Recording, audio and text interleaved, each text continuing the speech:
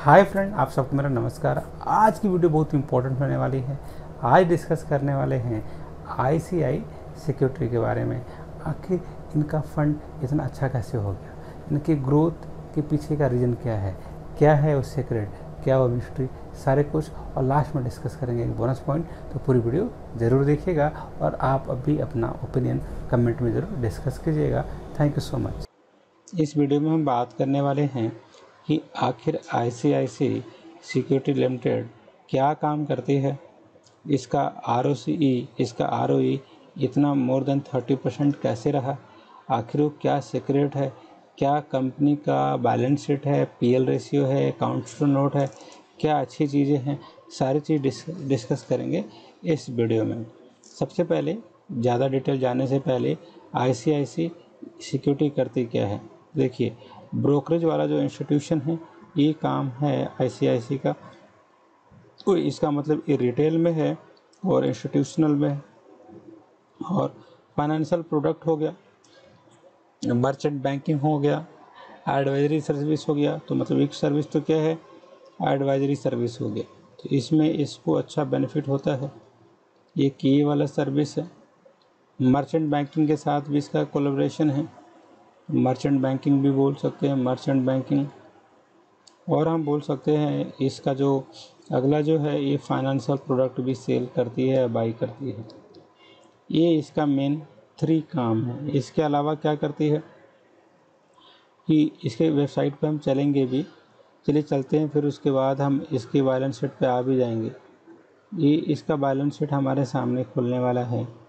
हम देख सकते हैं ये इनका है कि the best project your will be today. इनका कुछ ही दिया उन्होंने, क्या क्या काम करते हैं, कितने लाख ट्रस्टेड इनके कस्टमर्स हैं, कितने डिकेड हो गए सर्विस देने का, कितने ब्रांचेज हैं पूरे इंडिया में, और कितने अलग अलग ब्रांचेज इनके पार्टनर हैं, और कितने इनके फाइनेंशियल प्रोडक्ट हैं, कितने इनके इंस्टीट्यूशनल इक्विटी वाले हैं, कॉर्पोरेट वाले हैं, खूब सारे इनके बिजनेस क्या क्या है। म्यूचुअल फंड में है, गोल्ड बॉन्ड्स में है, एनपीएस में है, इंश्योरेंस में है, general insurance, business insurance, equity में है, फिक्स इनकम के लिए भी इनका कुछ ना कुछ है, इक्विटी मार्केट में है, और एक कॉर्पोरेट बिजनेस जैसे कि एडवाइजरी जो बोला हम लोगों ने। और ये 3 चीज़ें ये डिस्कस करते हैं। मतलब हम ये बोल सकते हैं कि जो कंपनी जो है, जो इनका बिजनेस है, इस बिजनेस में ये चीज़ें ये करते हैं। चलिए, तो ये तो इनके लिए रहा। अब हम डिस्कस करने वाले थे कि आखिर ये जो कंपनी हमारे पास है, कि आखिर ये वेल्थ कैसे क्रिएट करते हैं।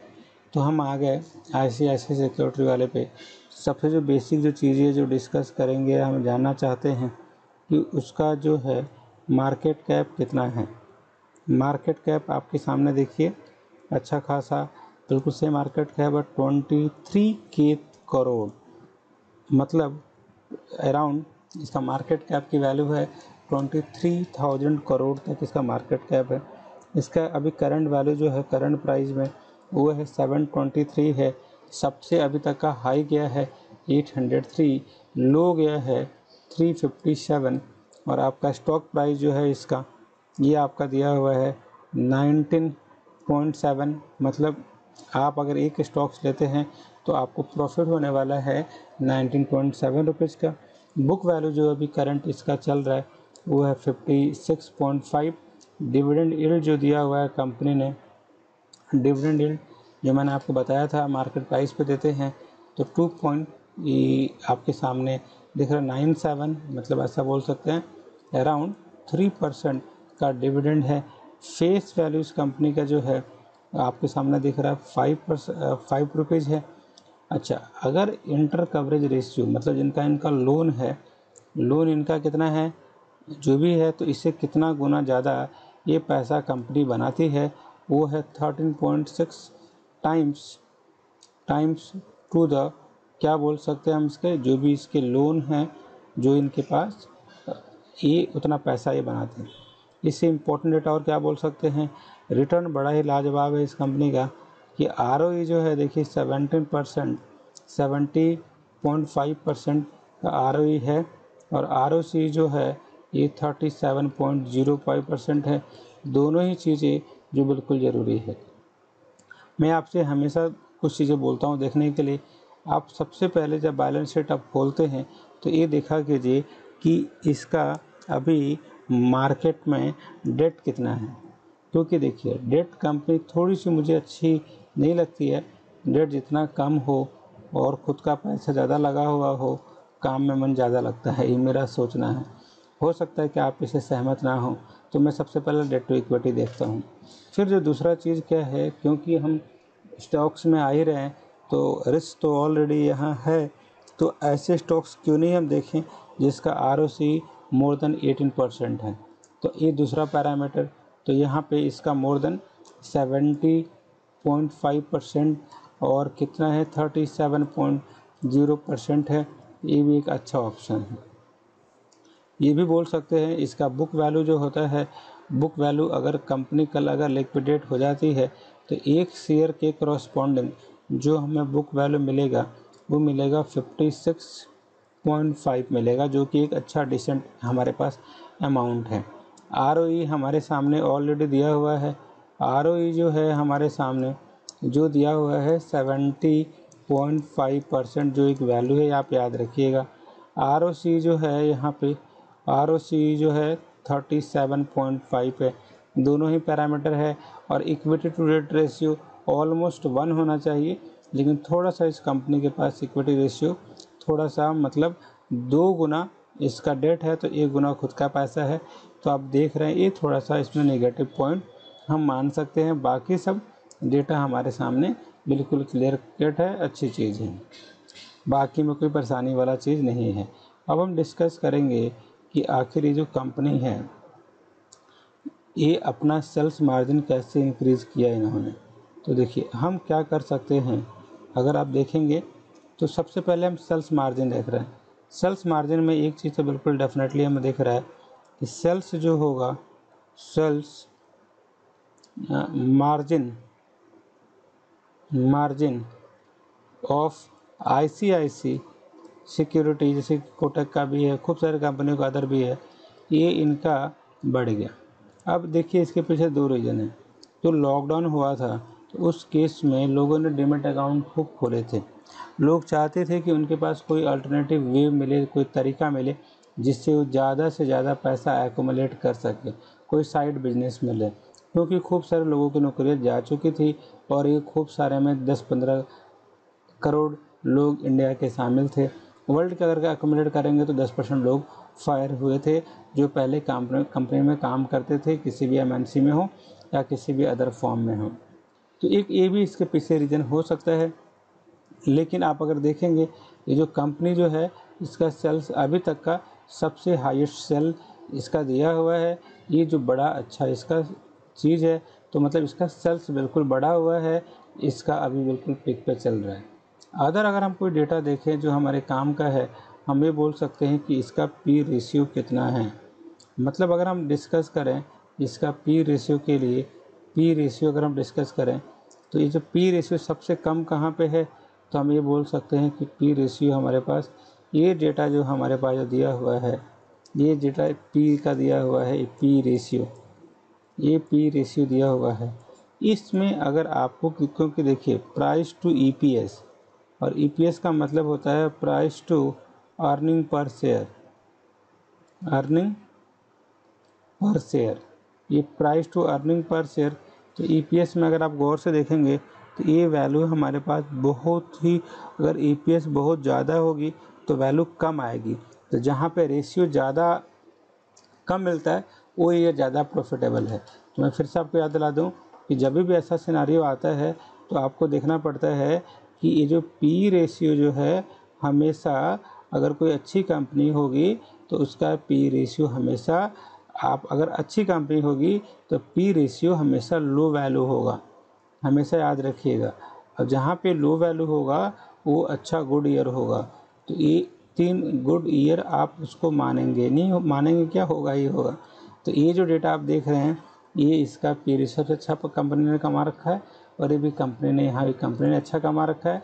और देखिए यहाँ भी इसके नीचे की तरफ आ रहा है कि कुछ इसके गोल्डन इसके ईयर थे ये ICICI के।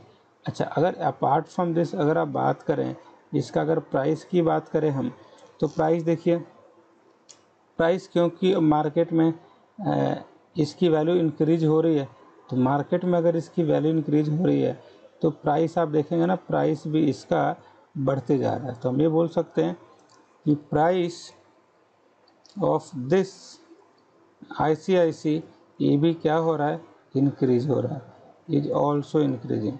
मतलब इसका प्राइस क्या हो रहा है, इंक्रीज हो रहा है। ये भी एक अच्छा आप डेटा आप देख सकते हैं। चलिए जी, प्राइस इसका भी इतना है। इसके अलावा एक चीज़ और आप देखेंगे जो कि बहुत इम्पोर्टेंट है कि ये तो चलो ठीक है, हम यहाँ तक देख लिए। अब हम डिस्कस करेंगे कि आखिर आज के टाइम में एंट्री करना कितना अच्छा है, कितना बुरा है। देखिए, ICICI को अगर सबसे ज़्यादा जो अप्रोच क्या है लेने का, तो ये कंपनी जो है डिविडेंड यील्ड ज़्यादा, देखिए लिखा ना, expected to have a good quarters, पहला रूल नंबर 1। कंपनी के पास ROCE जो है, जो आज के टाइम में जो 3 ईयर का भी देखें वो 58%, मतलब मान लीजिए कि अराउंड 60% इनका ROE है, जो कि एक अच्छी सिंबल है। अच्छा, अभी बुरा चीज़ क्या बोल सकते हैं कि हाँ, अभी प्राइस थोड़ा सा हैवी है, लेकिन आप इसको अपने पोर्टफोलियो में एक वॉच लिस्ट में डालिएगा। जब भी अच्छा मौसम होगा, मतलब जब भी अच्छा कोई डिस्काउंट रेट पे स्टॉक्स आएगा तो आप परचेज ज़रूर कीजिएगा, बाई ज़रूर कीजिएगा। ये चीज़ है ना, मस्ट। कंपनी जो है, हो सकता है कि might be capitalising the interest cost, तो ये थोड़ा बहुत हो सकता है, इट इज़ नॉट 100% कन्फर्म। अब हम डिस्कस करेंगे कि आखिर इसके कॉम्पिटिटर कौन कौन से हैं और ये कॉम्पिटिटर क्या क्या करते हैं। देखिए, बजाज फाइनेंस नंबर 1 पे है, और ऐसे ही SBI कार्ड है, और मुथूट फाइनेंस है, HDFC है, बजाज है। लेकिन इनका अगर आप देखेंगे पी रेशियो, सबसे जो पी रेशियो अगर किसी और का भी देखेंगे तो किसी का, लेकिन इनका प्राइस भी ज़्यादा होगा, आप देखिएगा। तो केवल आप पी रेशियो देख भी लेंगे तो आप करंट मार्केट में जो प्राइस होगा उसको भी कंपेयर कीजिएगा। तो अगर ये आपको 700 पे दे रहे हैं तो कितना टाइम ज़्यादा है, उतना टाइम इसको मल्टीप्लाई करके फिर चेक कीजिएगा। मतलब आपको करंट प्राइस में जिस प्राइस से आप रेट खरीद रहे हैं, आपको उसको कंपेयर करना पड़ेगा, फिर चलना पड़ेगा। तो एक तो पी रेशियो आप कंपेयर कर सकते हैं कि किस कंपनी का पी रेशियो सबसे अच्छा है और किसका पी रेशियो अच्छा नहीं है। अच्छा, दूसरा चीज़ क्या है, तो ये तो इसका P/E रेशियो हमने डिस्कस कर लिया। मार्केट कैप किसका ज़्यादा है, किसका कम है, हमें पता है। डिविडेंड यील्ड देखिए, कंपनी क्या डिविडेंड यील्ड देती है, तो ये सवाल, हाँ, कंपनी जो है डिविडेंड यील्ड देती है, और डिविडेंड यील्ड बाकी और कंपनियां भी देती हैं, लेकिन इसका है, इसमें डेटा देखेंगे तो सबसे अच्छा इसका डिविडेंड यील्ड है, एक ये प्लस पॉइंट है। नेट क्वार्टर में अगर इसकी प्रॉफिट देखेंगे तो इसका प्रॉफिट जितना टाइम था, एक कंपनी थी, एक इसको भी देख लीजिए, तो एक अच्छा इसमें भी क्या था, उतार चढ़ाव था, लेकिन इसका भी अगर आप नेट क्वार्टर का रिजल्ट देखेंगे तो 310 करोड़ के अराउंड था। प्रॉफिट देखिए, ये भी आपके सामने है। क्वार्टर में प्रॉफिट बहुत लोगों का माइनस में था, लेकिन इसका प्रॉफिट हुआ है। सेल्स क्वार्टर बाकी देखिए बिल्कुल अच्छा ही है as compare to the Bajaj finance, जो कि नामी कंपनी है।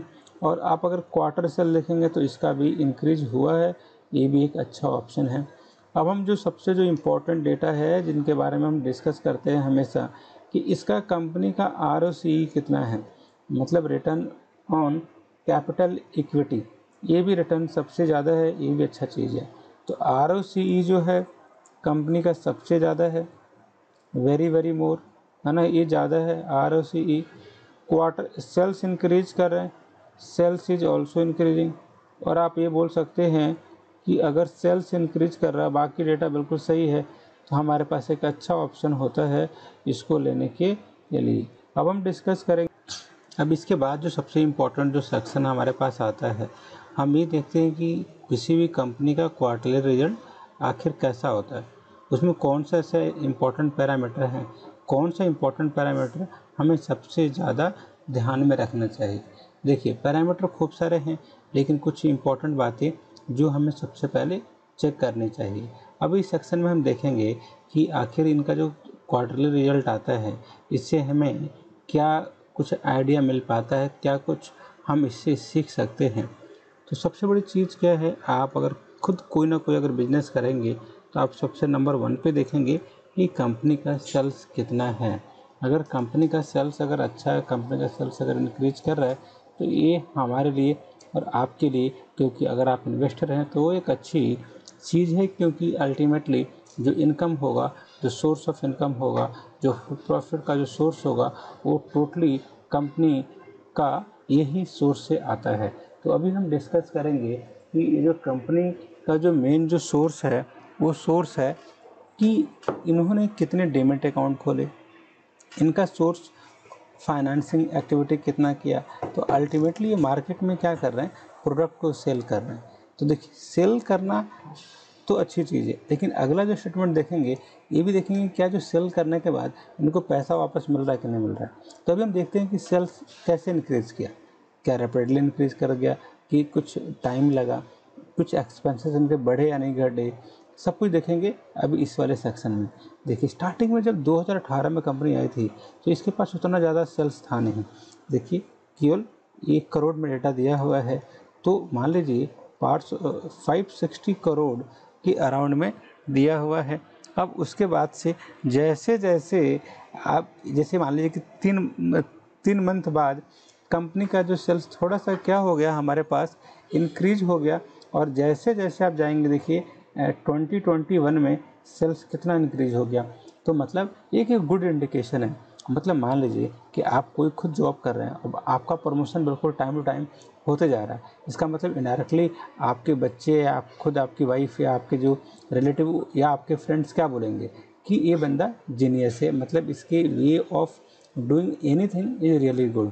तो एक प्लस पॉइंट होता है, तो हमेशा ही ये चीज़ देखना चाहिए। ये तो आपको पता है, ये चीज़ें बच्चों के लिए भी वैलिड है। अगर कोई बच्चा अगर स्कूल में जा रहा है और कंटिन्यूसली अगर अच्छा परफॉर्म कर रहा है, तो इनडायरेक्टली आप बोल सकते हैं ना कि इसका कॉम्पिटिटिव एग्जाम में निकाल सकता है या कोई पेपर क्लियर कर सकता है, ही कैन डू एनीथिंग। तो मतलब सेल्स बिल्कुल ऐसे ही उस बच्चे की तरह है जो बच्चा टॉप कर रहा है क्या, जिसकी वैल्यू टाइम टू टाइम बढ़ रही है क्या। आपको इसको सबसे नंबर 1 पे रखना है, सबसे इम्पोर्टेंट डेटा है। एक्सपेंसेस अगर आप देखेंगे तो एक्सपेंसेस देखिए, जब आप अगर देखेंगे अच्छी चीज़ क्या है, जैसे जैसे सेल्स इंक्रीज करता है तो एक्सपेंस की वैल्यू भी क्या होती है सर, इसकी इंक्रीज करती है, एक अच्छी चीज़ है। प्रॉफिट जो अगर आप देखेंगे तो प्रॉफिट जो है इसका ऑपरेटिंग प्रॉफिट, देखिए ये जो है 470 करोड़, देखिए अभी भी कंपनी बना रही थी। तो अगर इतना करोड़ बनाना इट्स नॉट ईजी जॉब, लेकिन ये अच्छी चीज़ है। अगर इतना करोड़ कंपनी ने बनाया तो ये अच्छी बात है। प्रॉफिट बिफोर टैक्स इसके पास कितना आया था पता है, ये आपके पास आया था 417 करोड़। लेकिन कुछ अदर इनकम सोर्स भी हैं कंपनी के, यहाँ से भी इनका कुछ ना कुछ इनकम आया है, 2-3 करोड़ तक या 2 करोड़ आया है, किसी किसी साल कुछ नहीं आया है। अच्छा, टैक्स इनको देना पड़ा क्योंकि टैक्स एक मैंडेटरी चीज़ है, वही क्या है 25% का है। नेट प्रॉफिट इनके कंपनी का कितना हुआ ये भी हम डिस्कस करते हैं, जो कि हुआ है 311 करोड़। तो मतलब 311 करोड़ एक कंपनी का क्या हुआ, प्रॉफिट हुआ है। तो ये भी एक इम्पॉर्टेंट डेटा है जिससे हम कुछ जान सकते हैं। ईपीएस आपके सामने है, जो कि एक अच्छी डेटा है, इससे भी हम कुछ सीखने को है ना सीख सकते हैं और कुछ देख सकते हैं। तो इसमें इम्पॉर्टेंट चीज़ हम क्या देख सकते हैं, इम्पॉर्टेंट चीज़ हमने ये देखा कि इस कंपनी का सेल ग्रोथ जो है वो तो इंक्रीज कर रहा है, एक्सपेंसेस थोड़ा सा इंक्रीज कर रहे हैं, और प्रॉफिट इनका टाइम टू टाइम बिल्कुल बढ़ते जा रहा है। और 2021 में सबसे हाईएस्ट इनका प्रॉफिट अभी तक जब से कंपनी इस्टेब्लिश हुई है ये ग्रो कर रही है। मतलब ये उस प्लांट की तरह है कि जैसे जैसे बुढ़ा होते जाता है उसकी हाइट बिल्कुल बढ़ेगी और अच्छा से ज़्यादा फ्रूट्स भी देगा। तो इससे हम यही कुछ सीख सकते हैं। अगले स्टेटमेंट में हम देखेंगे प्रॉफिट लॉस स्टेटमेंट में क्या पढ़ना चाहिए, क्या इंपॉर्टेंट चीज़। तो सबसे जो इम्पॉर्टेंट चीज़ है, अब जब हम भी प्रॉफिट लॉस में देखते हैं, इसको बोलते हैं पीएल स्टेटमेंट। तो अभी इसके ऊपर वाले जो सेक्शन था हमने देखा कि सेल्स ग्रोथ हो रहा था, एक्सपेंसेस कैसे बढ़ रहे थे। अब हम थोड़ा सा ना ईयर बाय ईयर देखेंगे, क्वार्टरली रिजल्ट था। तो जैसे एक इसमें पढ़ने का थोड़ा सा तरीका अलग होता है कि आप अगर 17 ईयर में आएंगे तो आप सबसे पहले देखिए 17 ईयर है तो सेल्स कितने इंक्रीज हुए, एक्सपेंसेस कितने इनके बढ़े, और कितना ऑपरेटिंग प्रॉफिट हुआ इनका, कितना इनका प्रॉफिट बिफोर टैक्स हुआ, और नेट इसका टैक्स कितना इन्होंने दिया, नेट प्रॉफिट हुआ क्या। तो देखिए, अगर आपको कंपनी का ग्रोथ देखना है तो आप लास्ट सेक्शन में देखिए, थोड़ा सा थंब रूल है कि क्या इसका बढ़ा ना, बढ़ा है क्या, हर साल बढ़ा है क्या, बढ़ा है क्या? हाँ जी, बढ़ा हुआ है। थोड़ा सा यहाँ घटा हुआ है, लेकिन बहुत कम है, 50 करोड़ का अमाउंट है, लेकिन यहाँ पर डबल ही हो गया।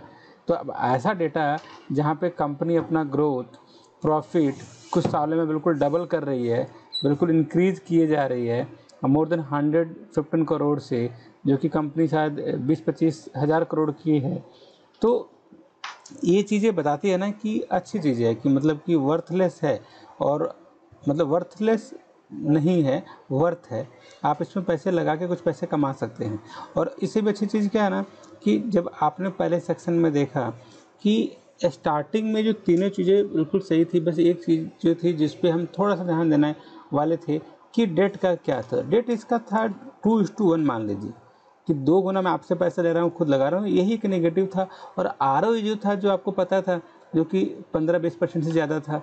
तो ये कुछ मिला जुला के जो बातें हमें हो रही है, ये हमें लग भी रहा है कि हाँ, ये अच्छी बातें हैं, इसमें हम इन्वेस्ट कर सकते हैं। तो इससे हम क्या आखिर कंक्लूड कर सकते हैं? कंक्लूजन नंबर 1 ये बोल सकते हैं कि सेल्स तो इंक्रीज कर रहा है, अच्छी बात है, एक्सपेंसेस भी इंक्रीज कर रहा है, प्रॉफिट इसका जो है साल में साल बड़ा अच्छा हो रहा है, कुछ सालों में डबल भी हो गया। और डिविडेंड पे आउट भी देखिए आपके सामने दिख रहा है आपको, डिविडेंड पे आउट भी है। ईपीएस अर्निंग पर शेयर देखिए हर साल इसका ईपीएस की वैल्यू थोड़ी थोड़ी इंक्रीज भी हो रही है, तो एक अच्छा इंडिकेशन भी है जो हम देख सकते हैं। अब हम देखने वाले हैं कि इसका कैश फ्लो में, बैलेंस शीट में आखिर ऐसी कौन सी इंपॉर्टेंट चीज़ें हैं जो हमें ध्यान देना चाहिए। तो 2007 ये जो है 2017 में बात करें, शेयर कैपिटल देखिए इन्होंने हमेशा सेम रखा, कि अच्छी चीज़ है, स्प्लिट नहीं हुआ, शेयर कैपिटल जितना डालने वाले थे। रिजर्व देखिए, एक ये भी मेरे को इस सेक्शन में सबसे चीज़ क्या है ना, मैं रिजर्व पे ध्यान देता हूँ। अगर देखिए कि आप कितना पैसा सेव करते हैं ना कंपनी के लिए, कंपनी के फ्यूचर के लिए, कुछ इमरजेंसी के लिए, कोई अच्छा आपको आपको बिजनेस को ग्रो कराना है, आपके पास आइडिया है और आपके पास पैसे नहीं हैं, तो आप ग्रो कहाँ से कराएंगे। तो एक अच्छी चीज़ है कि कंपनी ने अपने रिजर्व को हमेशा ही इंक्रीज किया है। डिक्रीज तो मुझे नहीं लग रहा, आपको भी नहीं लग रहा होगा, क्योंकि ये अच्छी चीज़ देखिए एक साल में डबल भी कर लिया।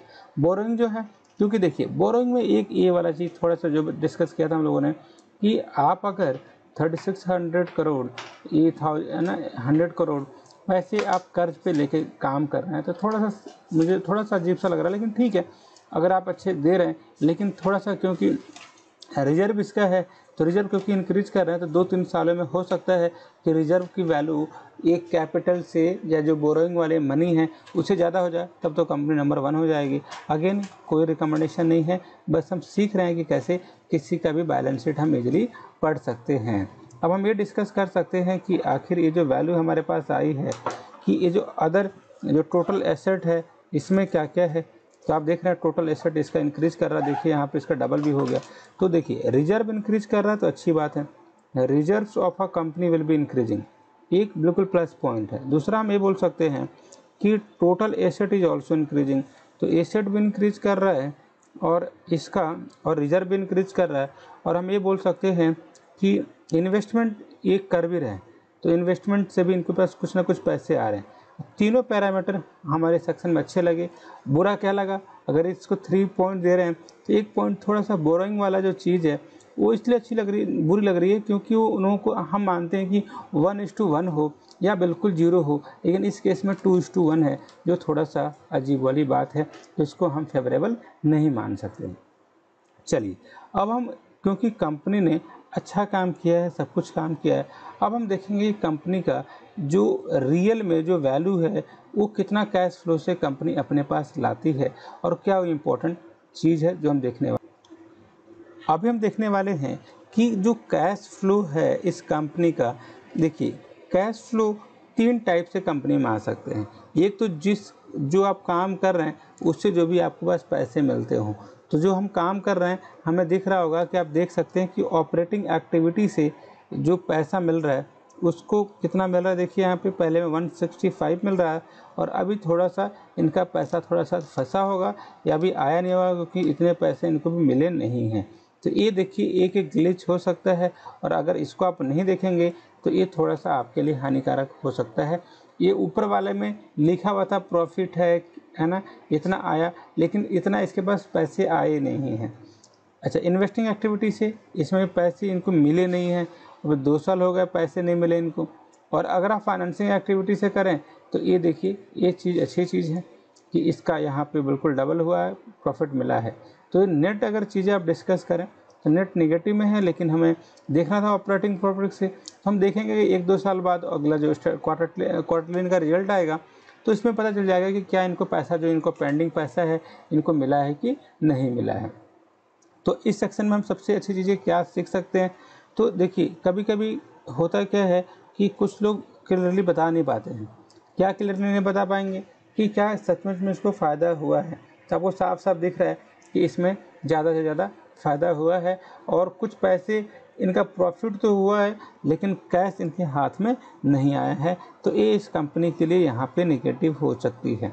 अगर हम डिस्कस करें और कुछ इम्पोर्टेंट बातें, तो कुछ इंपॉर्टेंट बातें और क्या डिस्कस कर सकते हैं कि इसका जो ROCE जो है, देखिए कंपनी का, जो कि मेरे को बड़ा अच्छा लगा इस सेक्शन में कि इसका ROCE इंक्रीज कर रहा है। एक गुड इंडिकेशन है। ROCE 75 किसी कंपनी का होना अपने आप में बहुत अच्छी बात है। 53% भी हो रहा है, ये भी अच्छी बात है।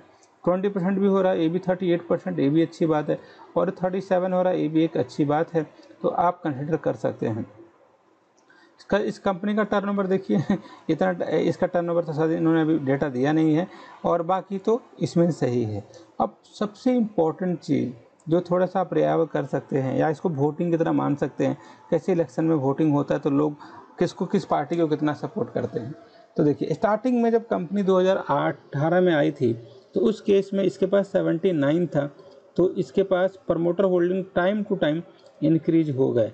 ये प्रमोटर होल्डिंग इनके टाइम टू टाइम इंक्रीज हुए, एक अच्छी चीज़ है। ये आपके पास सामने बिल्कुल दिख रहा है। देखिए सितंबर 2020, 21 और इसकी वैल्यू जो है थोड़ी सी इसमें कम हुई है प्रमोटर होल्डिंग।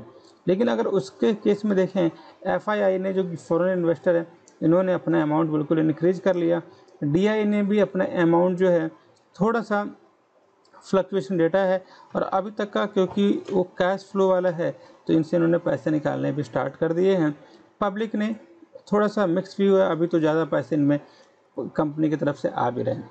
तो अब देखिए, अब जो मेन कोई भी इंसान जो है मेन जो चीज़ें जो कि पकड़ेगा, तो FI चले ये तो फॉरेन इन्वेस्टर है, हो सकते जाए हों, ये गए होंगे वहाँ पे अपना बिजनेस मॉडल दिखाया होगा, उनको लगा होगा तो उन्होंने पैसे दिए होंगे। लेकिन जो लोग हमारे इंडिया के खुद हैं उनको कुछ तो ऐसा पैरामीटर ज़रूर लगा होगा जो इनके लिए अनहेल्दी ऐसा है, तभी इन्होंने ऐसा कुछ किया भी नहीं।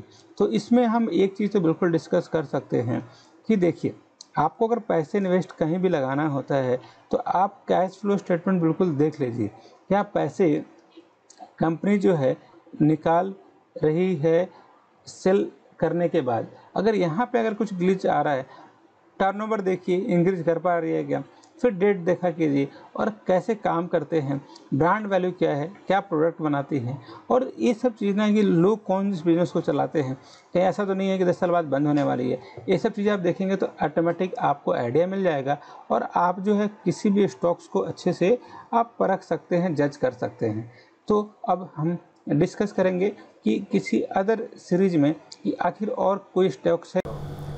बोनस पॉइंट ये है कि कभी भी ऐसे स्टॉक्स को जब आप बाई करते हैं तो एक चीज़ देखा कीजिएगा कि इनके कंपटीटर कौन कौन हैं, इनका बोरोइंग कितना है। ऐसा तो नहीं है ना खुद का पैसा 1 रुपया है और लोगों से 10 रुपये लेके इन्वेस्ट किया और जो भी पैसे आ रहे हैं उसको हमने शेयर किया। तो एट लास्ट अगर आप नए हैं तो लाइक कीजिए, सब्सक्राइब कीजिए, शेयर कीजिए, इससे मुझे मिलेगा motivation. Thank you so much, take care, bye bye.